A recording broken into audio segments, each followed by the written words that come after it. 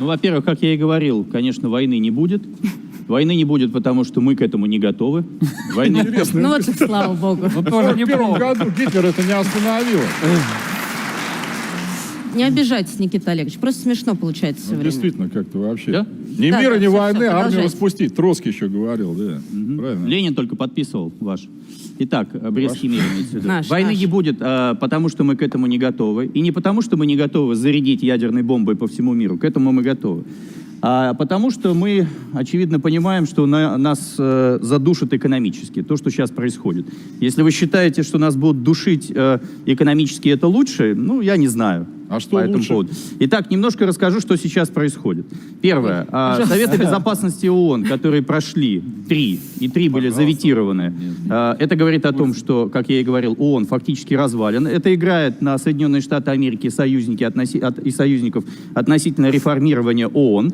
То есть мы фактически теряем Можно в на рамках секунду вот этого... перебить вот этот вот ООН, который разваливается в эти самые минуты. Сегодня свой рабочий день начинает с очередного заседания по ситуации в Сирии. Они снова будут обсуждать, лишь только- как дипломатически Это лишь урегулировать только- Да не этот перебивайте конфликт. его уже. Не кричите, Созвал не это заседание ничего. Боливия, Николай которому Николаевич. должны дать вообще за это большую Это лишь только благодарность. в мою копилку. О том, что никому этот Совет Безопасности не интересен. И мы же отлично понимаем, что рассуждая о Совете Безопасности ООН и действиях Соединенных Штатов Америки, США бомбили бы вне зависимости от соответствующих То есть резолюций. они разрушают. Итак, продолжаем дальше. Украина сейчас, которая играет важную скрипку, тоже заявила о необходимости реформирования ООН. Соответственно, относительно Скрипалей, 14:00, да, вы анонсировали... Собрались и побежали Сейчас, реформировать секундочку. все. Пожалуйста. Тереза Мэй, которая сначала, Украина. как по риторике Алексея, откатила ситуацию по возможности участия в коалиции по бомбардировке в Сирии, для того, чтобы снять весты и, собственно, кассовые сборы на Скрипалях, которые имеют важное значение в этой британской коалиции. Поэтому в 14:00 мы еще услышим очередной что подход. Да приехали? хватит уже. Я вас ни разу не перебил. Итак, чтобы, собственно, не остывали мы от твиттеров Трампа, который В Москве нет твитами казино. своими, по большому счету, добил Северную Корею, и то же самое сделал сейчас. Он разбил китайско-корейскую конструкцию, которая была, а сейчас он фактически повел нас на переговоры с Соединенными Штатами Америки, что не удавалось сделать ни одному президенту. Более того, как мне кажется, Трамп сейчас будет делать примерно следующее.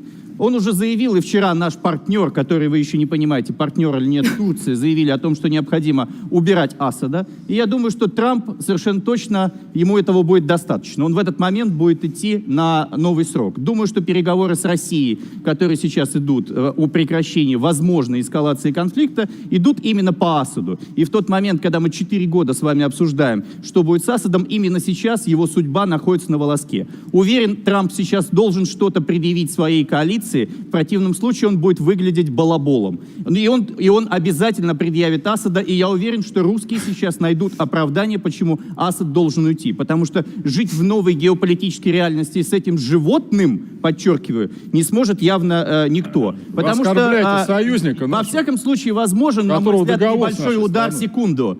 Помните, год назад 59 томагавков ударили по каким-то ангарам, что-то произошло. Сейчас возможна подобная ситуация, но это, естественно, не будет означать войну. ВНСФ, а если Уже, вас животным назовут, разумеется, это уже нормально? наметились. Я закончу, потом мы с вами подискутируем, если ведущие посчитают это возможным. Ну да, они Итак, без вас разберутся. относительно того, что Трампу сейчас хоть какой-то скальп нужен. Очевидно, ему нужен этот скальп в виде Может, ваш Асада, нет? которого мы готовы, очевидно, сдать. Нам, разумеется, сейчас необходимо восстанавливать отношения с турками, которые впрямую вчера заявили о том, что они против Асада. Американцы подтвердили свои санкции в отношении стран, которые поддерживают Асада. Иными словами, сейчас действительно начнутся переговоры. В ближайшее время стоит ожидать встречи Путина и Трампа, которая полуанонсировалась какое-то время назад. И нужно понимать, Жаль только, что Песков 10 минут назад заявил, что нет пока никаких подвижек, в очередной раз не собираются они встречаться. Но вы понимаете, продолжаете, что в Никита подобной Олегович. дипломатии, секундочку, в подобной дипломатии все, что происходит вот здесь, по телевизору, NBC, CBS, И только один Bloomberg из и так сайт. далее, это огромная, это маленькая, вернее, часть.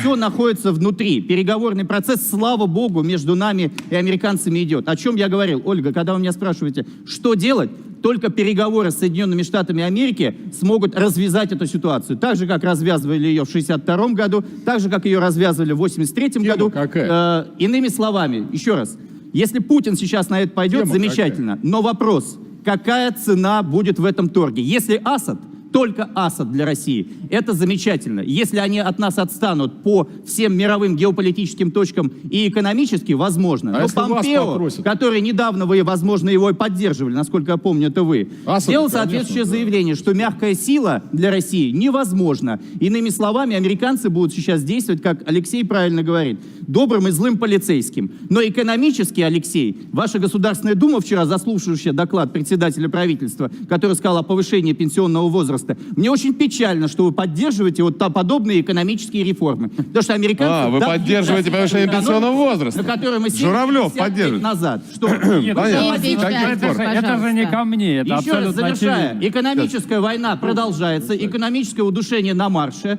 Сейчас мы, скорее всего, сдаем Асада, и это, скорее всего, нормальный размен для того, чтобы прекратить войну, Асада и не которая только. с завтрашнего дня стоит у нас на носу. Дождетесь недавно. Никита Олегович, следуя вашей логике, я помню, у вас было тоже не менее пламенное выступление по поводу того, что чтобы для себя приобрести какие-то преференции, мы сдаем Донбасс. То есть, как, ну, мы Крым надо не сдаем ни Никогда. Донбасс, Я ни говорил Асада. следующее, Вот, что да. люди готовы сдать Донбасс, и Хорошо. следующим А вы-то будет готовы? Донбасс. Хорошо. Следующим. Понятно. А дальше будет возможная Ну, то есть, как бы- российская территория, если сейчас мы в Сирии не уйдем. Хорошо. Вы хоть русскому Хорошо. народу объясните, что мы там делаем. Хоть раз бы объяснили. Объясняем каждый день. Все Объясняем знают, каждый кроме день. вас, знает? Никита, Кто? все знают. Всё, всё. Там отлично. нет террористов. Никита Вы Олегович. сказали, Конечно, что там всех нет уничтожили. террористов. Они их Огромный там нету говорит, только ничего не потому, слышно. что их там раздолбили, поэтому Да, их нет. ну что мы сейчас А если бы делаем? мы там Выходите не были, оттуда нормально. мы бы там на Северном Кавказе сейчас были Выходите бы. Это оттуда абсолютно нормально. очевидно. Террористы на Северном Кавказе Никита были Олегович. до нашего входа в Сирию. Давайте Не мы надо Не рассказывать. будем такие. продвигаться вперед, а Давайте, не пожалуйста, откатываться назад. перестанем.